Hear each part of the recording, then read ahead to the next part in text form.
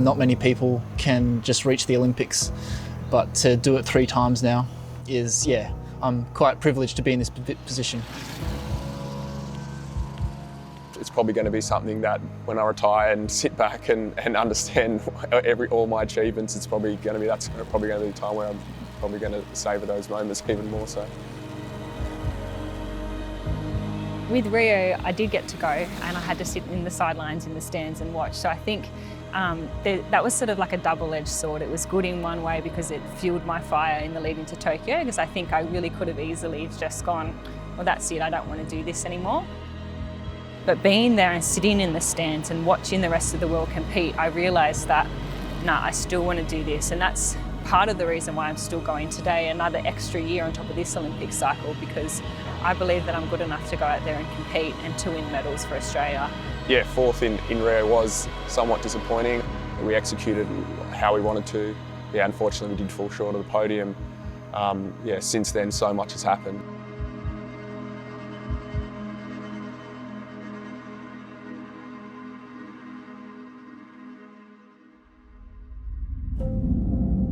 Late 2019, I was doing aero testing in Melbourne and waiting for a phone call from my medical staff and to see the diagnosis.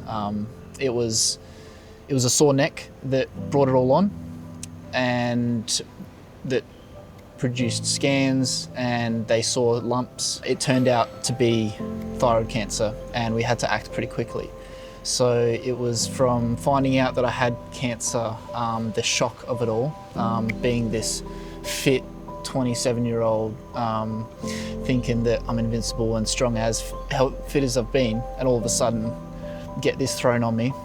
Yeah, so I can distinctly remember the day that Maddie told us about the cancer. So we got called into a team meeting at like 8 o'clock in the morning, which was, unusual for us. We start gym at 9, and so we were asked to come in so early, so it was a bit odd. I wasn't sure what was going on. The fact that he had covered it up so well was, a testament to him, that he didn't want to sort of bring anybody else down, which is, I say to Matt quite often, like, you can lean on us, like, that's okay, you don't have to do everything on your own. Yeah, he dealt with it super well. I mean, there was obviously times away from the group where he needed to process what was going on, as you'd expect. But just, probably one word to sum it up would be his absolute resilience in the face of such adverse circumstances. And far out, like, it was so emotional. Like, I get a little bit emotional thinking about it, because you don't want to hear that for anybody, let alone, a teammate, someone that you've spent, a good chunk of the last 10 years with. I had surgery, got it removed, cleaned out my whole neck area, because there was quite a bit in there, more than they expected. I've had it pretty good compared to most others, and thankfully this one's got a good ending. Most others unfortunately don't, so I don't know if I would have actually known that I had this if I wasn't in this elite sport environment. So very grateful to the medical staff that we've got at Cycling Australia. And then to see him sort of bounce back, and it's really only been probably last week on the track, so 50 days out from the Olympics, that I saw the Matt Glaetzer that I know, who can ride fast on the track, back out on the track. Really glad to be able to, put the green and gold on next to him and go out and say, this guy's my teammate.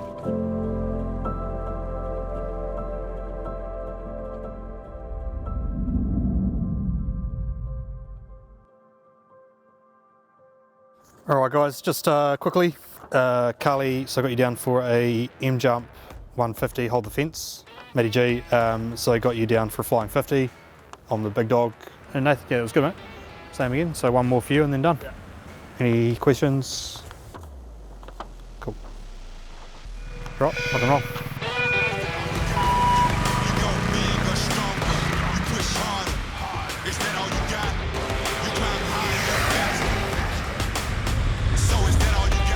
All the adversity can only really do one or two things to you, make you or break you. And I think as a team we've done really well to make it make us. Because there's not many of us, we need to work well together. And we've got a good team, we do get along well, and we push each other in every training session. We get around each other, we support each other. Come on. 1, 2, 3.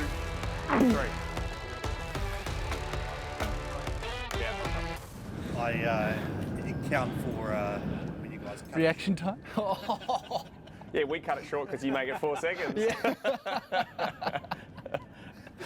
Yeah. Yeah. We're both just fighting each other. It's a balancing act.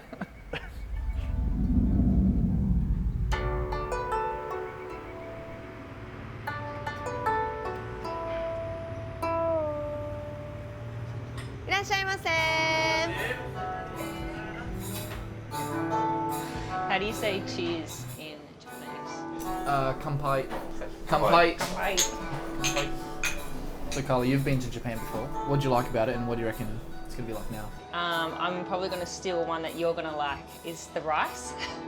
The rice is just so good over there. And then I probably think the last thing that I'm looking forward to is just the friendliness of the Japanese people. I don't think that that's going to change at all. So I'm looking forward to that. I'm just going to love going back to the little town of Izu that we're in, because I lived there for 9 months. So it's going to feel like home again, essentially, because I spent so much time there. It's pretty nice countryside as well, like where the track is, it's like nice views around there. You can see Mount Fuji, and yeah, privileged to be there again. Yeah, it's going to be cool. Alright, so today we're going to be making what we call a Brisbane roll. Yeah, I figured I made it it'd be fitting, you know, it's Brisbane, right? So yeah, well, I guess let's all have a crack. Oh, the salmon on, a little bit of salad if you like, you know. Gone too much with the lettuce, I think. Alright, now everyone's off to the tricky part. Huh? Lightly hold the salad down with your index or your middle finger, yep, your thumb, and slowly roll. Ooh. Yeah, nice to cut. Yeah, there you go. All right, well, let's dig in. So also in Japanese, you know, before we have a meal, there's one phrase we say. It's quite important actually. So we say itadakimasu. Direct translation is I'm gonna be having this food. You know, it's very simple, but it's kind of like filled with that gratitude for like people who made the food, and like that goes all the way back to, you know, the basic ingredients as well, like the farmers who raise the cattle, or like, so it goes all the way back, not just the person who made it. So yeah, just itadakimasu. And, yeah, hey.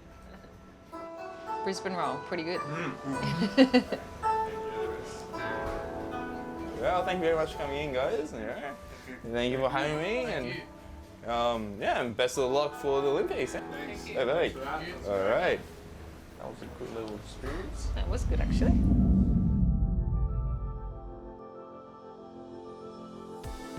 I think no matter what Tokyo throws at us, because I know that there's going to be some spanners in the works. Like, we don't know still a lot of stuff that's going to be, what it's going to be like, you know, day to day. So, you know, everything's going to be new and foreign, and the only thing that we can really say is that we just have to ride a bike really fast and turn left a few times around the track, and hopefully we can do that in, you know, such a way and fast enough to put a medal around our necks. Look, I'd love an Olympic medal. For me personally, like, a medal would be great. Obviously I'm there to win, but I've come fourth a lot, and I'm looking to change that. I feel like the hard work that we've put in, we really are hoping and aiming for a really good result. I just want to go there and maximise my potential. I definitely want to win. I'm so competitive, I can't not say that I want to go out there and win. But just like I said, every single person's going out there to win. And so all I want to do out there is to represent Australia the best that I can, and represent myself the best that I can, and be proud that I actually made it there after everything that I've been through.